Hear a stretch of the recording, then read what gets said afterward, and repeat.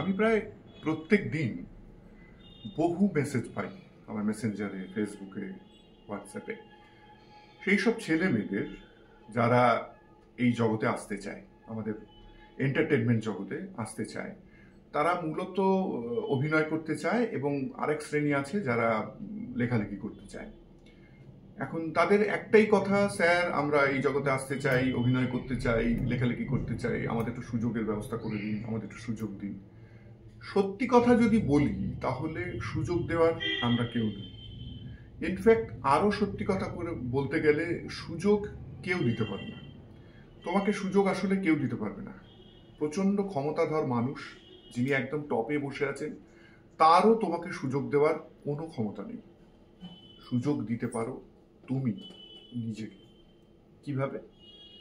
এই জন্য তোমাকে জানতে হবে এই জগতের সব বিষয়টা, কিভাবে এই জগতে আসতে হয়, কি কি করতে হয়, কি কি করা যায় না ইত্যাদি জানার সবার আগে তোমাকে তোমার কাজটা জানতে হবে।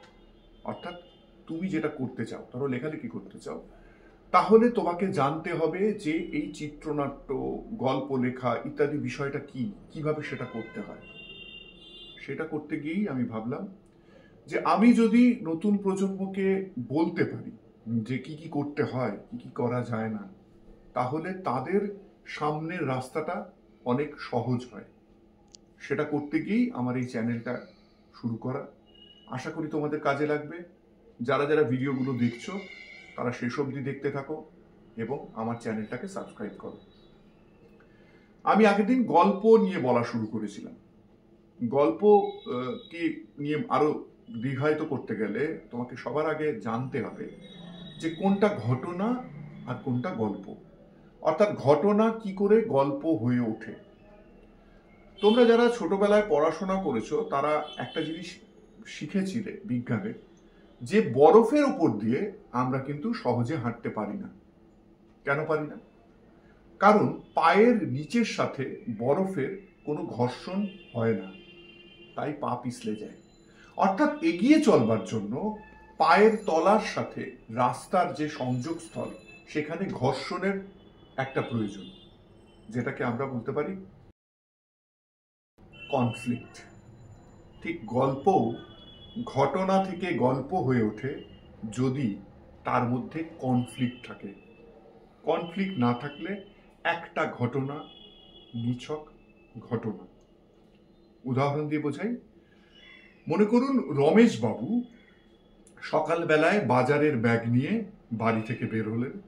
তিনি রাস্তা দিয়ে যাচ্ছেন, রাস্তায় কারোর সাথে তার দেখা হলো, তিনি কথা বললেন, কথা বলার পর তিনি বাজারে গেলেন, বাজারে গিয়ে তিনি জিনিসপত্র দরদাম করলেন, জিনিসপত্র কেনাকাটা করলেন, কেনাকাটা করে হয়তো দু একজনের সাথে আরেকটু কথা হলো এবং ফাইনালি তার যা যা কেনার দরকার ছিল সেই সময় তার স্ত্রী তাকে ফোন করলেন যে এটা এনো, এটা বলতে ভুলে গেছি ইত্যাদি বলে সবকিছু কেনাকাটার পর তিনি নিশ্চিন্ত মনে বাড়িতে চলে এলেন এবং বাড়িতে এসে তিনি বাজারের জিনিসপত্র নামিয়ে নিলেন। আমরা বলবো কোনো ঘটনা ঘটলো না। তোমরা বলবে কেন?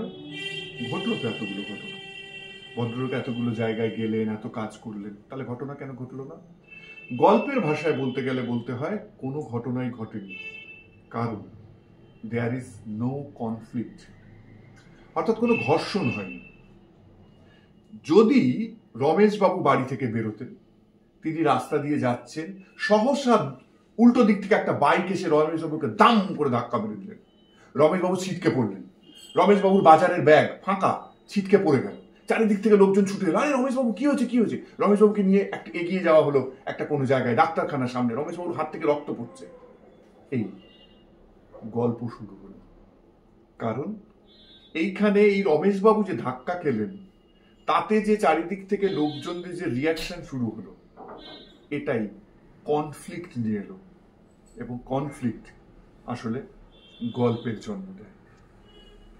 অর্থাৎ আমাদের কি জানতে হবে, যে আমি যে আগের দিন বলেছিলাম এ পয়েন্ট থেকে বি পয়েন্টে যে আমার চরিত্রটা যে জার্নি করছে, মানসিক জার্নি, সেই সময় তার অপোজিট দিক থেকে বাধা আসতে হবে, ঘর্ষণ আসতে হবে।